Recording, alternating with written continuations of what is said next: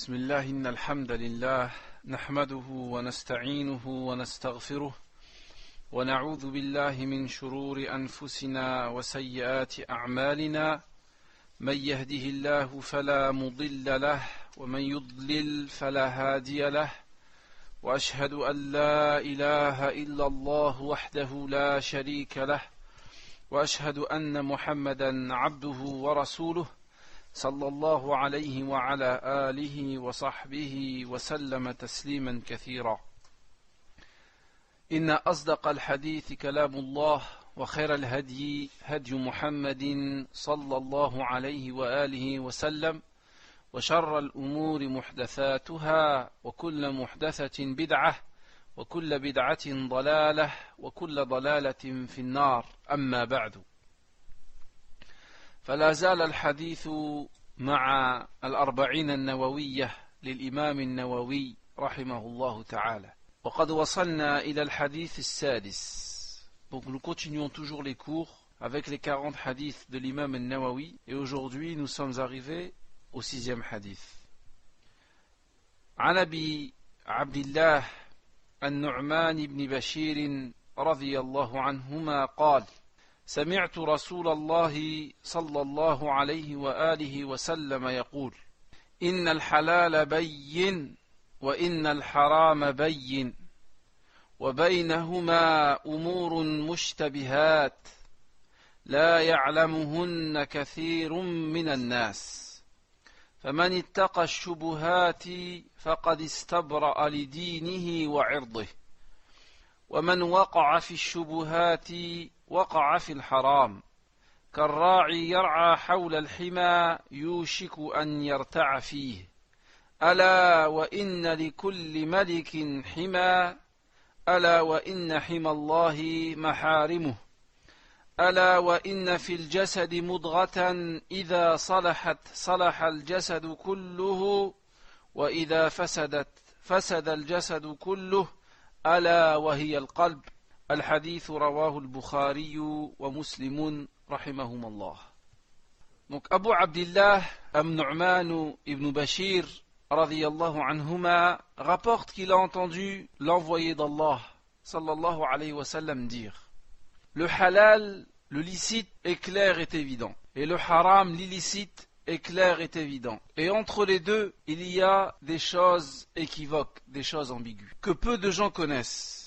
Aussi, celui qui se garde des choses douteuses a-t-il préservé sa religion et son honneur? Car celui qui s'aventure dans les domaines du doute s'aventure en fait dans l'illicite. Tel le berger dont les bêtes pâturent autour d'un enclos réservé, risquant à tout moment d'y pénétrer. Or, tout souverain possède un domaine réservé, celui d'Allah et l'ensemble de ses interdits. Eh bien, il y a dans le corps un morceau de chair qui, s'il est sain, rend tout le corps sain. Mais s'il est corrompu, rend tout le corps corrompu. Il s'agit du cœur. Le hadith est rapporté par l'imam Bukhari et par l'imam Muslim رحمهم الله. فلنبدأ بترجمة راوي الحديث. وراوي الحديث هو أبو عبد الله النعمان ibn Bashir رضي الله عنهما. Commençons d'abord par une biographie succincte du rapporteur du hadith, qui est Abu Abdillah al-Nu'man ibn Bashir. فراوي الحديث هو النعمان ibn بشير الأنصاري، وكنيته أبو عبد الله. أبوه بشير بن سعد. أبوه وأمه صحابيان من الأنصار، وأبوه بشير كان ممن شهد العقبة الثانية ثم شهد المشاهد كلها مع رسول الله صلى الله عليه وسلم. Donc An-Nu'man ibn Bashir, le rapporteur du hadith, c'est An-Nu'man ibn Bashir radiyallahu anhuma, et c'est un Ansari, il fait partie des Ansar. Et sa kunya est Abu Abdillah. Son père est Bashir ibn Sa'd, le célèbre compagnon radiyallahu anhu. Son père et sa mère sont deux compagnons parmi les Ansar. Et son père, Bashir radiyallahu anhu, a participé au deuxième pacte de l'Aqaba. Et il a ensuite participé à toutes les expéditions et à tous les événements avec le prophète sallallahu alayhi wa sallam. والنعمان أول مولود من الأنصار في الإسلام بعد قدوم رسول الله صلى الله عليه وسلم المدينة وولد سنة 2 على الرأس 14 شهرا من الهجرة. Et Nu'man radiyallahu anhu, c'est le premier des enfants des Ansar à naître après la hijra du prophète sallallahu alayhi wa sallam à Médine. Et il est né la deuxième année de la hijra, exactement 14 mois après la hijra du prophète sallallahu alayhi wa sallam. وحملته أمه إلى النبي صلى الله عليه وسلم فطلب النبي صلى الله عليه وسلم تمرة فمضغها صلى الله عليه وسلم ثم وضعها في فم النعمان وحنكه صلى الله عليه وسلم. Et la mère de Nu'man ibn Bashir, à sa naissance, a apporté son fils Nu'man radiyallahu anhuma au prophète sallallahu alayhi wa sallam. Et le prophète sallallahu alayhi wa sallam a pris une date, l'a mâchée et ensuite l'a mise dans la bouche de Nu'man et a pratiqué la sunna de at-tahnik. Donc le tahnik, c'est l'action de frotter le palais du nouveau-né avec le doigt après avoir ramolli la date. Et il n'est pas obligatoire pour le tahnik de mâcher la date dans la bouche du père ou de toute autre personne. Certes, le prophète sallallahu alayhi wa sallam mâchait la date dans sa bouche avant de faire le tahnik, car les sahaba radiyallahu anhum recherchaient la baraka dans la salive du prophète sallallahu alayhi wa sallam. Et ceci est spécifique au prophète sallallahu alayhi wa sallam. Il est donc interdit avant le tahnik de demander à un savant ou un homme pieux ou à tout autre de mâcher une date pour tirer de la salive de cette personne la baraka. D'ailleurs, les sahaba radiyallahu anhum, à l'époque du prophète sallallahu alayhi wa sallam, ne demandaient à personne d'autre que le prophète sallallahu alayhi wa sallam de mâcher la date avant de faire le tahnik. وولي النعمان إمارة الكوفة وقضاء دمشق وحمص وكان من أخطب الناس في الفصاحة. Et Nu'man radiyallahu anhu a été gouverneur à Al-Koufa et aussi à Al-Hims et à Dimashq. Et il était connu pour être la personne la plus éloquente radiyallahu anhu. وروي عنه 114 حديثا وحديث الباب هذا هو الوحيد الذي يرويه مباشرة عن النبي صلى الله عليه وسلم. وتحمل الحديث النعمان رضي الله عنه وهو صغير ورواه بعد بلوغه إذ النعمان ابن بشير رضي الله عنه من صغار الصحابة وقد توفي رسول الله صلى الله عليه وسلم وعمر النعمان 8 سنوات. Et on trouve dans les livres de hadith 140 hadiths rapportés provenant de Nu'man ibn Bashir radiyallahu anhu. Et le hadith d'aujourd'hui, Inna al-halal bayyin wa inna al-haram bayyin, est le seul des hadiths rapportés de Nu'man qu'il a entendu directement du prophète sallallahu alayhi wa sallam. Et parmi les 114 hadiths rapportés par Nu'man, 6 sont dans Sahih al-Bukhari. Et Nu'man radiyallahu anhu, il a appris les hadiths du prophète sallallahu alayhi wa sallam et des compagnons radiyallahu anhu, alors qu'il était jeune. Et il les a transmis après sa puberté. Et il faut savoir que Nu'man ibn Bashir fait partie des jeunes compagnons radiyallahu anhu. Lorsque le prophète sallallahu alayhi wa sallam est mort, sallallahu alayhi wa sallam, Nu'man ibn Bashir n'avait que 8 ans. وقتل بالشام سنة 56. Nu'man radiyallahu anhu a été tué au Sham en l'année 56. Et il avait 54 ans. هذا فيما يتعلق براوي الحديث بأبي عبد الله النعمان بن بشير رضي الله عنهما. Ceci donc concernait une brève biographie du rapporteur du hadith qu'est Nu'man ibn Bashir رضي الله عنهما. والآن فلنتحدث عن منزلة الحديث. Maintenant, voyons ensemble l'importance du hadith. أجمع العلماء رحمهم الله على عظيم موقعه وكثير فوائده. Il y a unanimité chez les savants, qu'Allah les préserve et qu'Allah leur fasse miséricorde, quant à la grande importance de ce hadith et de son impact et de son abondance en informations précieuses, comme on va le voir aujourd'hui, Inch'Allah. قال ابن دقيق العيد رحمه الله هذا الحديث أصل عظيم من أصول الشريعة.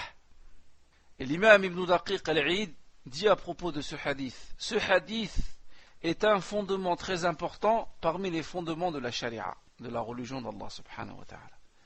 فهذا الحديث أحد الأحاديث التي عليها مدار الإسلام. Ce hadith fait partie des hadiths autour desquels gravitent l'islam et les enseignements de l'islam. يقول الإمام أحمد إمام أهل السنة والجماعة أصول الإسلام على 3 أحاديث حديث عمر إنما الأعمال بالنيات وحديث عائشة من أحدث في أمرنا هذا ما ليس منه فهو رد وحديث النعمان ابن بشير رضي الله عنه إن الحلال بين وإن الحرام بين وبينهما أمور مشتبهات. L'imam Ahmad rahimahullah dit les fondements de l'islam reposent ou tournent autour de 3 hadiths. Le hadith de Omar ibn al-Khattab, les actes ne valent que par leurs intentions. Le deuxième hadith, le hadith de Aïcha radiyallahu anha, celui qui innove en matière de religion, son innovation sera rejetée. Et le troisième hadith, le hadith que nous voyons aujourd'hui, c'est le hadith de Nu'man ibn Bashir. Le licite est évident et clair, et l'illicite est évident et clair, et entre les deux, il y a des choses équivoques. ويقول الإمام أحمد أن الدين كله يرجع إلى فعل المأمورات وترك المحظورات والتوقف عن الشبهات وهذا كله تضمنه حديث النعمان بن بشير إن الحلال بين وإن الحرام بين. Et l'imam Ahmed continue de dire que toute la religion se résume à accomplir des ordres ou à délaisser des interdits ou à s'abstenir des choses équivoques et des ambiguïtés. Et tout ceci est contenu dans le hadith de Nu'man ibn Bashir, dans lequel le prophète dit le halal est clair et connu, le haram est clair et connu, et entre les deux, il y a des ambiguïtés et des choses équivoques. ويقول الإمام أحمد وإنما يتم ذلك بأمرين أحدهما أن يكون العمل في ظاهره على موافقة السنة وهذا ما تضمنه حديث عائشة رضي الله عنها من أحدث في أمرنا هذا ما ليس منه فهو رد والثاني أن يكون العمل في باطنه يقصد به وجه الله كما تضمنه حديث إنما الأعمال بالنيات. Et accomplir les ordres d'Allah, délaisser les interdictions et s'abstenir des choses ambiguës, shubuhat, n'est possible qu'avec 2 choses contenues dans 2 autres hadiths. Le premier, c'est que l'acte doit être en conformité, en apparence, avec la sunna du prophète sallallahu alayhi wa sallam. Et ceci est le sens du hadith de Aïcha, celui qui innove en matière de religion, son innovation sera jetée. Mais aussi, l'acte doit être fait intérieurement, sincèrement pour Allah subhanahu wa ta'ala, et ce sens est contenu dans le hadith de Omar ibn al-Khattab radiyallahu anhu, lorsqu'il le prophète sallallahu alayhi wa sallam dit, les actes ne valent que par leurs intentions.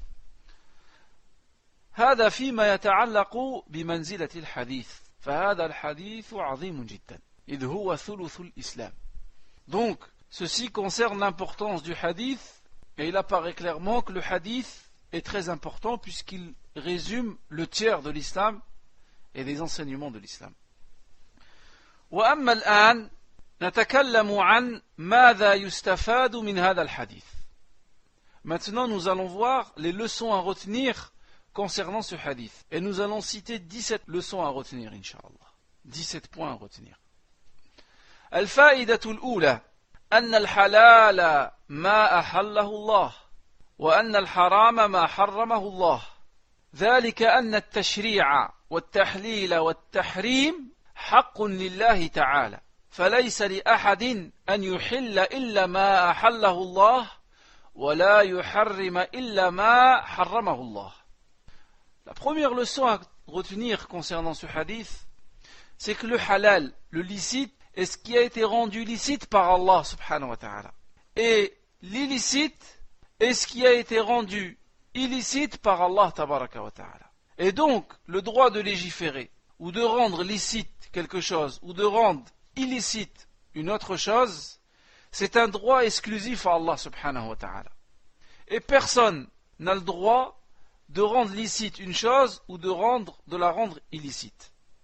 قال الله تعالى ولا تقولوا لما تصف ألسنتكم الكذب هذا حلال وهذا حرام لتفتروا على الله الكذب وقال تعالى قل أرأيتم ما أنزل الله لكم من رزق فجعلتم منه حراما وحلالا قل الله أذن لكم أم على الله تفترون. Et Allah subhanahu wa ta'ala dans 2 versets dit les choses suivantes. Dans le premier il dit et ne dites pas conformément aux mensonges proférés par vos langues ceci est licite et ceci est illicite pour forger du mensonge à propos d'Allah subhanahu wa ta'ala. Et dans un autre verset Allah azza wa jal dit dis, que dites-vous de ce qu'Allah subhanahu wa ta'ala a fait descendre pour vous comme subsistance? Et vous en avez rendu des choses licites, et vous en avez rendu d'autres illicites. Dis, est-ce Allah subhanahu wa ta'ala qui l'a permis, ou bien forgez-vous des mensonges contre Allah? فَمَنْ أَوْجَبَ شَيْئًا أَوْ حَرَّمَ شَيْئًا مِنْ غَيْرِ دَلِيلٍ فَقَدْ جَعَلَ نَفْسَهُ شَرِيكًا لِلَّهِ تعالى. قال الله تعالى أم لهم شركاء شرعوا لهم من الدين ما لم يأذن به الله.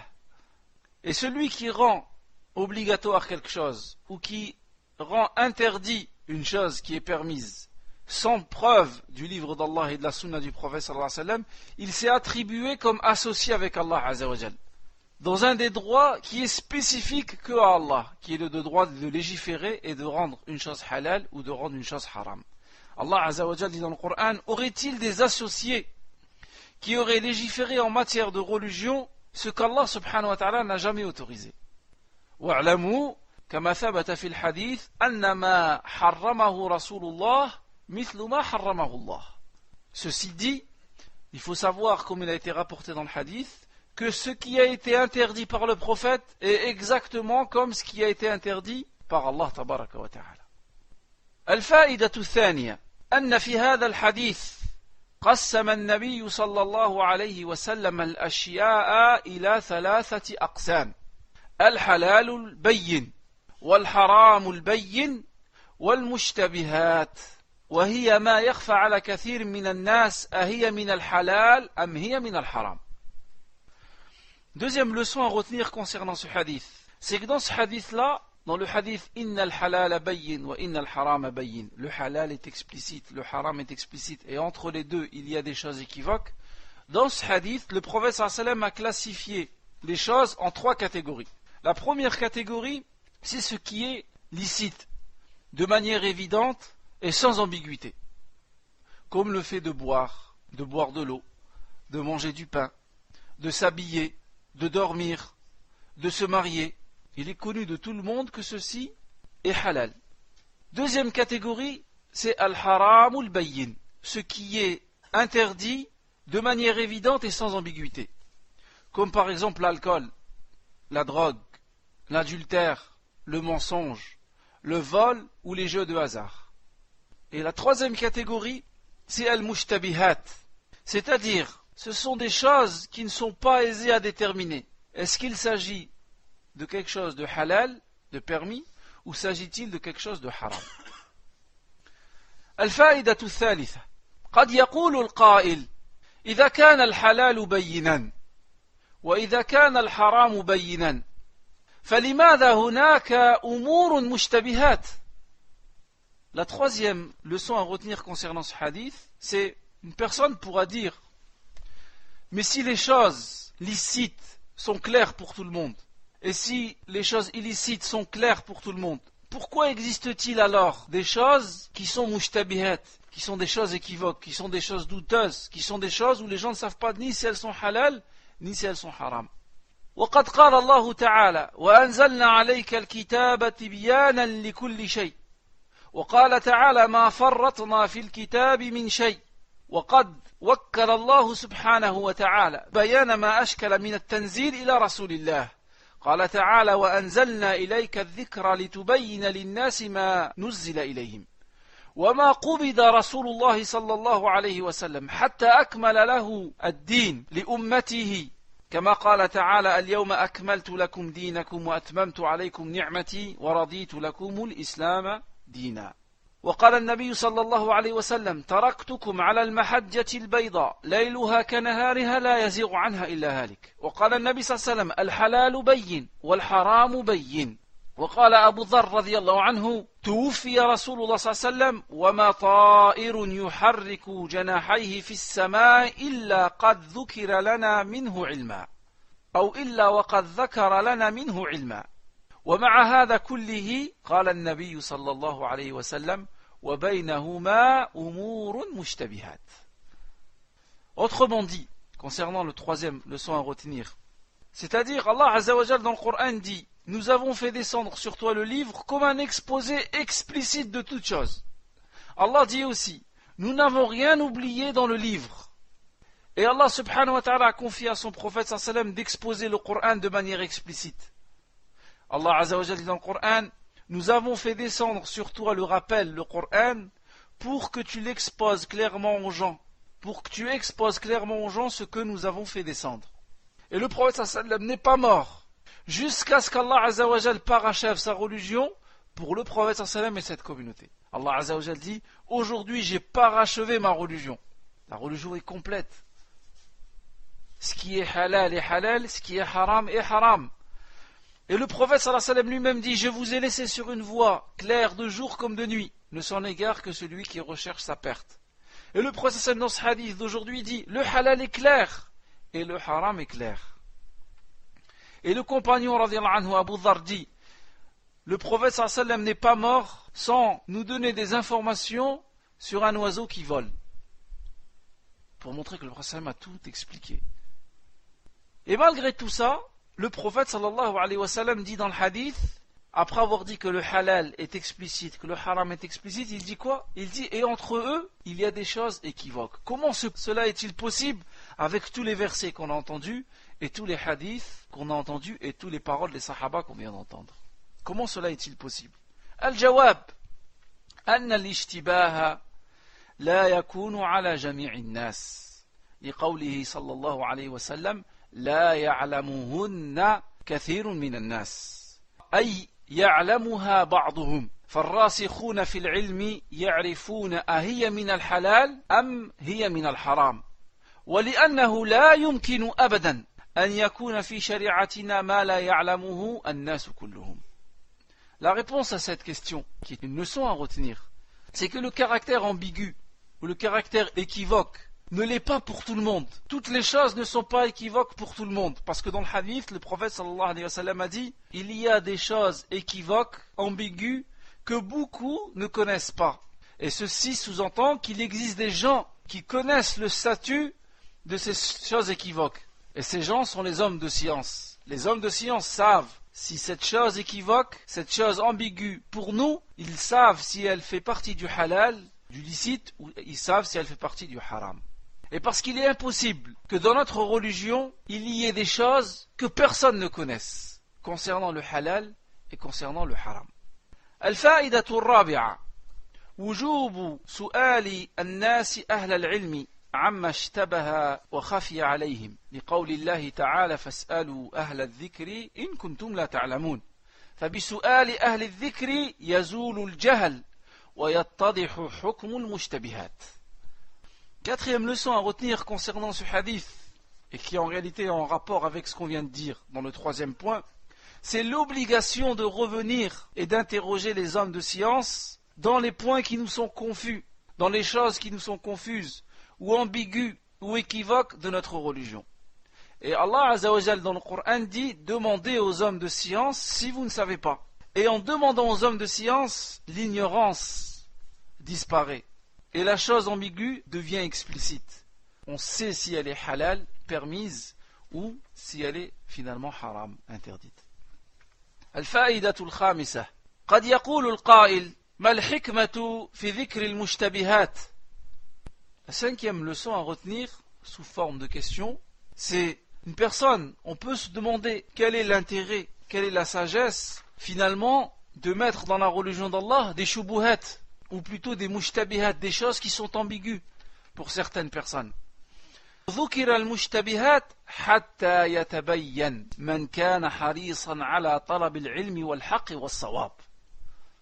Il y a certaines choses dans la religion d'Allah, pour certaines personnes, sont ambiguës, sont équivoques, on ne connaît pas leur statut. Une des sagesses d'avoir laissé ces choses de cette manière, c'est de savoir et de connaître ceux qui sont soucieux parmi les musulmans de rechercher la science, de rechercher la vérité, de rechercher finalement le caractère licite ou le caractère illicite de telle et telle chose. الفائدة السادسة في هذا الحديث بين النبي صلى الله عليه وسلم موقف المسلم من الحلال ومن الحرام ومن الأمور المشتبهات. Sixième leçon à retenir concernant ce hadith, c'est qu'ici, dans ce hadith, le prophète sallallahu alayhi wa sallam a expliqué l'attitude du musulman face au halal, ce qui est licite, l'attitude du musulman face au haram, ce qui est interdit, et l'attitude que doit avoir le musulman face aux choses douteuses, des choses ambiguës et des choses équivoques. فموقف المسلم من الحلال البين أن يأخذه من غير إسراف وأن يتقوى به على طاعة الله وأن يشكر الله عليه. L'attitude du musulman face à ce qui est halal sans ambiguïté, c'est que le musulman doit en jouir mais sans exagération. Il doit l'utiliser pour prendre des forces pour adorer Allah subhanahu wa ta'ala et aussi pour remercier Allah tabaraka wa ta'ala. وموقف المسلم من الحرام البين أن يجتنبه وأن يبتعد عنه. Et maintenant l'attitude du musulman concernant le haram, c'est que le musulman doit s'en éloigner et doit l'éviter à tout prix. وموقف المسلم من الأمور المشتبهات أن يتجنبها الإنسان حتى يتبين له حكمه أهو حلال أم حرام وفي ذلك السلامة لدينه فيما بينه وبين الله والسلامة لعرضه فيما بينه وبين الناس وهذا معنى قوله صلى الله عليه وسلم فمن اتقى الشبهات فقد استبرأ لدينه وعرضه. Maintenant concernant l'attitude du musulman par rapport à ce qui lui est équivoque, ce qui lui est douteux ou ce qui lui est ambigu. Bien sûr, comme on a dit précédemment, il doit demander aux hommes de science, mais en attendant, il doit s'éloigner et s'abstenir de cette chose équivoque et de cette chose douteuse à ses yeux, jusqu'à ce qu'il connaisse son statut. Est-ce que cette chose est du halal ou est-ce que cette chose est du haram? Et ainsi, le musulman préservera sa religion dans ce qui est entre lui et son Seigneur. Et ainsi le musulman préservera son honneur, et personne ne portera atteinte à son honneur, en disant il a commis telle chose ou il a fait telle chose. Et ceci est le sens de la parole du prophète sallallahu alayhi wa sallam lorsqu'il dit dans le hadith, celui qui se garde des choses équivoques, il a préservé sa religion et il aura préservé son honneur. الفائدة السابعة أن المشتبهات محل خلاف بين الناس وهذا في قوله صلى الله عليه وسلم لا يعلمهن كثير من الناس فمنهم من يقول إنها حرام ومنهم من يقول إنها حلال ومنهم من يتوقف وأسباب الاشتباه فيها إما لقلة العلم أو قلة الفهم أو إما أنهم لا يتعبون أنفسهم في معرفة حكمها أهي حلال أم حرام وإما أنهم يقصدون من العلم اتباع الهوى والعياذ بالله. La septième leçon à retenir concernant ce hadith, c'est que les choses équivoques sont en réalité un sujet de divergence entre les gens et pas entre les hommes de science. Et ceci se trouve dans la parole du prophète sallallahu alayhi wa sallam lorsqu'il dit beaucoup de ces choses équivoques, beaucoup de gens ne les connaissent pas, ne connaissent pas leur statut. S'agit-il du halal ou s'agit-il du haram? Certains d'entre eux prétendent et disent c'est du haram, d'autres diront c'est du halal et d'autres vont s'abstenir et ne diront ni c'est du halal ni c'est du haram. Et quelles sont les causes de cette ambiguïté, du caractère équivoque des mushtabihat? Les raisons qui font que pour les gens certaines choses sont équivoques, c'est soit le manque de science, ou bien le manque de compréhension dans les textes du Coran et de la Sunna, ou bien c'est soit la personne ne se fatigue pas à rechercher le statut de cette chose. Est-ce que cette chose est halal ou est-ce que cette chose est haram? il fait et il ne se fatigue pas. Ou bien il s'abstient et il ne se fatigue pas. Et d'autres, une autre cause, certaines personnes recherchent de la science que ittiba'ul hawa, suivre ses passions et appuyer leurs opinions. Et en réalité, ils ne recherchent pas à savoir si telle chose ou telle chose est halal et haram. Ce qui importe, c'est d'avoir raison et de suivre ses passions. Et ça, c'est le pire. C'est la pire des raisons qui fait qu'une chose est équivoque pour une personne. الفائدة الثامنة أن النبي صلى الله عليه وسلم قسم الناس في الأمور المشتبهات إلى قسمين. Dans ce hadith-là, le prophète sallallahu alayhi wa sallam a divisé les gens face aux ambiguïtés en deux catégories. القسم الأول من يتقي الشبهات لاشتباهها عليه فهذا قد استبرأ لدينه وعرضه وهذا في قوله صلى الله عليه وسلم فمن اتقى الشبهات فقد استبرأ لدينه وعرضه. La première catégorie des gens face aux ambiguïtés, c'est ceux qui s'abstiennent face aux ambiguïtés à cause du caractère ambigu de celle-ci. Il ne sait pas si c'est halal ou si c'est haram, alors il s'abstient. Eh bien cette personne-là aura préservé sa religion et aura préservé son honneur. Et ceci est le sens de la parole du prophète sallam lorsqu'il dit celui qui se garde, celui qui évite les ambiguïtés ou les choses douteuses ou les choses équivoques, il aura très certainement préservé sa religion et son honneur. القسم الثاني من الناس من يقع في الشبهات مع اشتباهها عليه فهذا فقد وقع في الحرام وهذا في قوله صلى الله عليه وسلم ومن وقع في الشبهات وقع في الحرام. Et la deuxième catégorie de personnes face aux shubuhat, c'est celui qui s'aventure dans les choses douteuses, dans les choses équivoques. Il ne sait pas si cette chose est halal et haram, et pourtant il s'aventure et il l'accomplit. Et bien celui-là, il s'est aventuré dans le haram, et il est tombé dans le haram. Comme le prophète sallallahu alayhi wa sallam dit dans le hadith, celui qui s'aventure dans les choses équivoques, c'est en réalité aventuré dans le haram et est tombé dans le haram.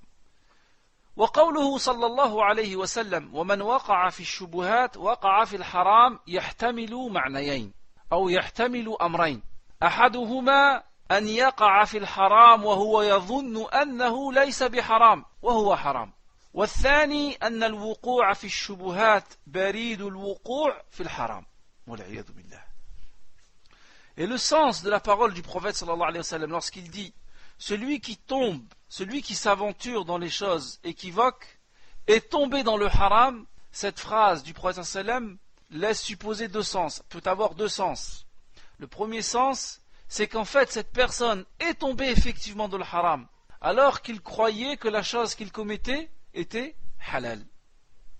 Le deuxième sens de cette phrase, c'est que le fait de tomber et de s'aventurer dans les ambiguïtés, c'est une porte ouverte vers le fait de tomber dans le haram. Qu'Allah nous en préserve. الفائدة التاسعة لهذا الحديث أن في اجتناب المشتبهات حصول الحاجز بين الإنسان وبين الوقوع في الحرام لأن من تورع عن المشتبهات كان متورعا عن الحرام من باب أولى وأن الإنسان إذا تساهل في الوقوع في المشتبهات فقد يجر ذلك إلى الوقوع في المحرمات الواضح لدى الجميع. Neuvième leçon à retenir concernant ce hadith, c'est qu'en s'éloignant des choses qui sont équivoques, dont on ne connaît pas le caractère licite ou illicite, une distance et un fossé est mise en place entre la personne et entre le fait de tomber dans le haram. Parce que celui qui craint Allah subhanahu wa ta'ala et qui s'abstient par crainte d'Allah azza wa jal, celui qui s'abstient de commettre des ambiguïtés par crainte d'Allah subhanahu wa ta'ala, alors cette personne-là, a fortiori, elle va s'abstenir de tomber dans le haram. Et on voit là l'utilité de al-wara' fi din, le fait d'avoir une certaine piété scrupuleuse qui t'empêche parfois de faire des choses, même si cette chose te paraît ou cette chose est douteuse sur son caractère licite, son caractère permis. Et aussi, deuxième chose à retenir dans la 9e leçon, c'est que à l'inverse de ce qu'on a dit précédemment, la personne qui est négligente dans le fait de s'aventurer dans les mushtabihat, eh bien, cela va la pousser finalement à tomber dans des choses qui sont haram est connu de tout le monde. Le caractère illicite de cette chose est connu de tout le monde. الفائدة العاشرة لهذا الحديث أن لبيان ذلك المعنى ضرب رسول الله صلى الله عليه وسلم مثل الراعي يرعى حول الحمى يوشك أن يرتع فيه كما قال النبي صلى الله عليه وسلم فإنه إذا كان بعيدا من الحمى سلم من وقوع ماشيته في الحمى وإذا كان قريبا منه أوشك أن تقع ماشيته فيه وهو لا يشعر. Dixième leçon à retenir concernant ce hadith, le prophète sallallahu alayhi wa sallam, pour expliquer ce qu'on a dit précédemment, il a donné un exemple pour éclaircir et pour nous faire comprendre. Le prophète sallallahu alayhi wa sallam a donné l'exemple d'un berger dont les bêtes pâturent autour d'un enclos réservé, risquant à tout moment d'y pénétrer. Et si ce berger est loin de l'enclos réservé, eh bien ceci va empêcher finalement les bêtes d'empiéter dans ce domaine réservé. Alors que si ce berger est proche de ce domaine réservé, de cet enclos réservé, eh bien ces bêtes risqueront d'empiéter sur ce domaine réservé. Et c'est la même chose avec les mushtabihat, avec les choses qui sont équivoques dans la religion d'Allah subhanahu wa ta'ala. وفيه إشارة إلى حسن تعليم النبي صلى الله عليه وسلم بضربه للأمثال وتوضيحها فكذلك ينبغي للعالم والمعلم والأب والأم أن يضربوا الأمثال للتوضيح والبيان. Et ici, on voit le bon enseignement du prophète sallallahu alayhi wa sallam en donnant des exemples et en les expliquant. Lorsqu'il a donné l'exemple du berger qui fait paître ses moutons autour d'un domaine réservé et que finalement ces moutons risquent d'empiéter dans ce domaine réservé. Et c'est la même chose avec les ambiguïtés. Si la personne reste autour de ces ambiguïtés et s'aventure dans ces ambiguïtés, elle risque de tomber finalement dans ce qui est interdit par Allah subhanahu wa ta'ala. Et de la même manière, il est bon aux savants ou à l'enseignant ou au père de famille ou à la mère de famille de donner des exemples pour expliquer et pour éclaircir des points de la religion ou autres. الفائدة الحادية عشر اتقاء المشتبهات مشروط بما قام الدليل على كونها شبهة. أما اتقاء المشتبهات عند زوال كونها شبهة فهذا وسواس وتعمق كترك استعمال ماء باق على أوصافه مخافة تقدير نجاسة وقعت فيه.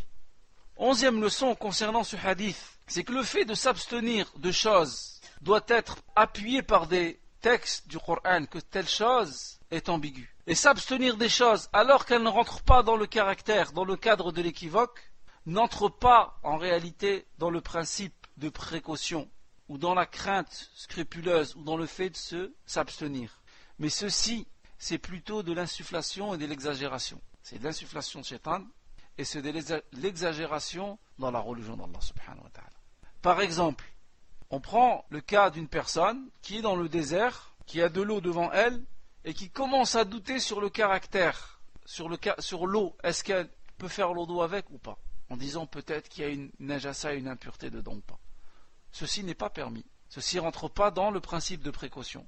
Ou par exemple, si une personne voit sur son vêtement une tache, alors elle dit, mais est-ce que c'est une najasa ou pas? Est-ce que c'est une impureté ou pas? Ceci ne rentre pas dans le principe de précaution. Tant qu'il n'y a rien qui pousse à penser qu'une najasa t'a touché à cet endroit de ton vêtement. الفائدة الثانية عشر أن حمى الله سبحانه وتعالى المحارم فهي المحارم التي حرمها الله فيجب على المرء الابتعاد عنها والابتعاد عن المشتبهات التي قد تؤدي إلى المحارم والعياذ بالله وهذا في قوله صلى الله عليه وسلم ألا وإن لكل ملك حما ألا وإن حمى الله محارمه وقد قال الله تعالى في كتابه تلك حدود الله فلا تقربوها وفي آية أخرى تلك حدود الله فلا تعتدوها. La deuxième leçon à retenir concernant ce hadith, c'est que Allah subhanahu wa ta'ala a un domaine qui lui est réservé. Et ce domaine, quel est-il? Il s'agit des choses qu'Allah azza wa jal, l'ensemble des choses qu'Allah azza wa jal a interdit. C'est l'ensemble des interdictions. Et il est obligatoire pour chacun d'entre nous de s'éloigner des interdictions d'Allah subhanahu wa ta'ala. De même qu'on doit s'éloigner des choses équivoques qui vont nous conduire et qui peuvent conduire à commettre les interdictions d'Allah subhanahu wa ta'ala. Et ça, et c'est le sens de la parole du prophète sallallahu alayhi wa sallam, lorsqu'il dit chaque roi, chaque souverain possède un domaine réservé, et le domaine réservé d'Allah subhanahu wa ta'ala, c'est l'ensemble de ses interdictions. Et Allah azza wa jal, dans le même sens dans le Coran, il dit voici les lois d'Allah, ne vous en approchez pas. Dans un adversaire, Allah dit voici les lois d'Allah, ne les transgressez pas. Donc Allah azza wa jal a un domaine privé qui sont ses interdictions que chacun d'entre nous doit éviter de commettre. الفائدة الثالثة عشر أن في هذا الحديث بيان عظم شأن القلب في الجسد وأنه ملك الأعضاء وأن الأعضاء تصلح بصلاحه وتفسد بفساده وهذا في قوله صلى الله عليه وسلم ألا إن في الجسد مضغة إذا صلحت صلح الجسد كله وإذا فسدت فسد الجسد كله ألا وهي القلب. La 13e leçon à retenir concernant ce hadith, c'est que ce hadith montre l'importance du rôle du cœur par rapport aux membres et par rapport au corps. C'est comme un roi qui donne des ordres et les membres exécutent ces ordres. Et en réalité, les membres ou les actes seront corrects que si et seulement si le cœur sera bon. Et les actes seront corrompus si le cœur est corrompu. Et ceci est contenu dans la parole du prophète sallallahu alayhi wa sallam lorsqu'il dit il y a dans le corps un organe. S'il est bon, s'il est sain, tout le reste du corps est sain. Et s'il est corrompu, tout le reste du corps est corrompu. Et le prophète dit il s'agit du cœur. لهذا يجب على الإنسان العناية بقلبه أكثر من العناية بعمل الجوارح. يجب العناية بطهارة قلب الإنسان بطهارة قلوبنا من الشرك والرياء والبدع والحسد والبغضاء والحقد على المسلمين. C'est pourquoi, au vu de ce qu'on vient de dire, il est obligatoire aux musulmans de prêter plus d'attention à purifier son cœur plus que de rechercher à purifier ses membres et ses actions. Le musulman doit purifier son cœur du shirk, de l'associationnisme, ou de l'ostentation, dans le fait de faire et de dire des choses pour se montrer, et aussi des innovations religieuses, et d'aimer ces innovations religieuses, et dans le fait d'avoir de la jalousie, de la haine ou de la rancœur contre ses frères musulmans. الفائدة الرابعة عشر أن فساد الظاهر دليل على فساد الباطن والعكس بالعكس. La 14e leçon à retenir concernant ce hadith, c'est que les actes, lorsqu'en apparence ils sont corrompus, ceci prouve que le cœur est corrompu et que le cœur est malade. Et de la même manière, lorsque le cœur est bon, les actes seront bons et seront sains. الفائدة الخامسة عشر أن الدافع وراء الاستبراء للدين والعرض أو الوقوع في المشتبهات هو صلاح القلب فساده. فإن صلح القلب صلحت الجوارح واجتنب العبد المحرمات واتقى الشبهات. لهذا بعد قوله صلى الله عليه وسلم فمن اتقى الشبهات استبرها لدينه وعرضه ومن وقع في الشبهات وقع في الحرام. بعد ذلك قال النبي صلى الله عليه وسلم ألا إن في الجسد مضغة إذا صلحت صلح الجسد كله. انظروا إلى العلاقة بين القلب وبين من يستبرئ لدينه وعرضه ومن يقع في الشبهات ويقع في الحرام. Dans la 15e leçon à retenir concernant ce hadith, ce qui pousse une personne à préserver sa religion et à préserver son honneur, ou bien ce qui pousse à tomber dans les choses équivoques, les choses douteuses, les choses ambiguës, c'est l'état du cœur. C'est soit le cœur est bon, ou soit le cœur est corrompu. Et lorsque le cœur est bon, les actes extérieurs seront bons. Et la personne évitera de commettre des interdictions et se gardera de tomber dans les shubuhat. Et regardez dans ce hadith, le prophète sallallahu alayhi wa sallam, après avoir dit celui qui se garde de commettre, de tomber, de s'aventurer dans les ambiguïtés, il aura préservé son honneur et sa religion. Et il dit celui qui tombe s'aventure dans les ambiguïtés va tomber dans le haram. Regardez, et juste après, le prophète sallallahu alayhi wa sallam dit, il y a dans le cœur un organe, s'il est bon, tout le reste est bon, et s'il est mauvais, tout le reste est mauvais. Regardez la relation qu'il y a entre l'état du cœur, la bonne santé du cœur, et la maladie du cœur, ou la mort du cœur, et le fait de délaisser des choses pour préserver sa religion et son honneur, et le fait de commettre des ambiguïtés, finalement tomber dans le haram. الفائدة الأخيرة من هذا الحديث أن فيه ردا على العصاة أن في الحديث ردا على العصاة إذا نهوا عن المعاصي قالوا التقوى ها هنا أي في القلب فهذه كلمة حق أرادوا بها باطلا لأن الذي قال التقوى ها هنا هو الذي قال ألا إن في الجسد مضغة إذا صلحت صلح الجسد كله وإذا فسدت فسد الجسد كله ألا وهي القلب فإذا كان القلب صالحا ظهر هذا الصلاح في الجوارح. La dernière leçon à retenir concernant le hadith, c'est que dans ce hadith, il y a une réfutation et une réplique aux gens qui commettent des péchés, et lorsqu'on les condamne, ou lorsqu'on leur apporte conseil, ou lorsqu'on l'interdit le blâmable, ils disent la taqwa est ici, c'est-à-dire la taqwa est dans le cœur. Il s'agit là d'une vraie parole, mais ils recherchent quelque chose de faux dans cette parole.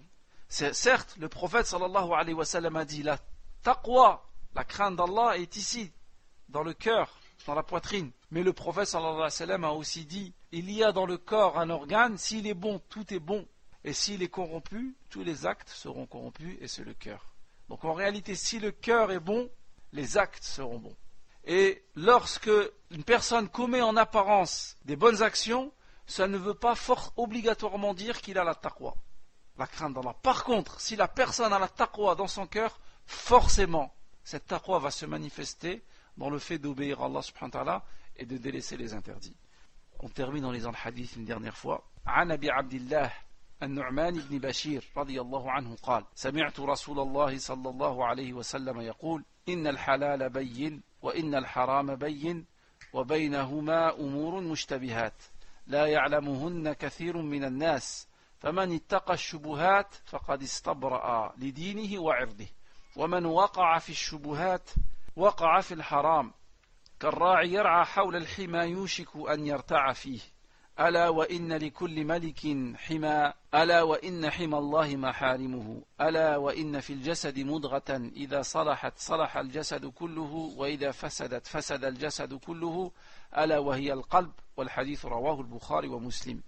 Selon Abu Abdillah al-Nu'man ibn Bashir radiyallahu anhuma, il a entendu le prophète sallallahu alayhi wa sallam dire le halal est évident et le haram est évident et connu de tous. Et entre les deux, il y a des choses équivoques que beaucoup de gens ne connaissent pas. Et celui qui se garde de s'aventurer dans les choses douteuses aura préservé sa religion et son honneur. Et celui qui s'aventure dans les choses douteuses s'aventure en fait dans le haram, tel le berger dont les bêtes pâturent autour d'un enclos réservé, risquant à tout moment d'y pénétrer. Or, tout souverain possède un domaine réservé, et celui d'Allah est l'ensemble de ses interdictions. Eh bien, il y a dans le corps un morceau de chair qui, s'il est sain, rend le corps sain, et s'il est corrompu, tout le corps devient corrompu. Il s'agit du cœur. Le hadith est rapporté par le Bukhari wa Muslim. Subhanak Allahumma wa bihamdik, ashhadu an la ilaha illa ant, astaghfiruka wa atubu ilayk, walhamdulillahi rabbil alamin, wa barakallahu fikum.